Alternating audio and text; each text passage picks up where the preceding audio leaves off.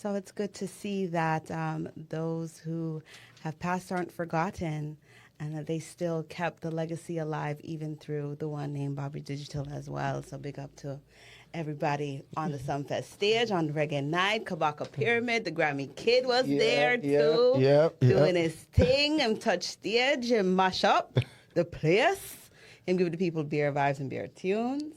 And shout outs to those people who were there from start to finish. Some people did both nights. Listen, a 10-hour show is not easy. And again, You know what I mean? You have to really be you know what I mean? Love up the music. Yeah, man. You know, hydrate well and proper, stretch out and all these things. Make sure you have, it's like a real survival thing at that. Yes. Just stand up and you wait for the artists that you love. And they didn't disappoint. People were impressed, and they definitely are going home with some names to look up and to keep up with and to stay updated. Big up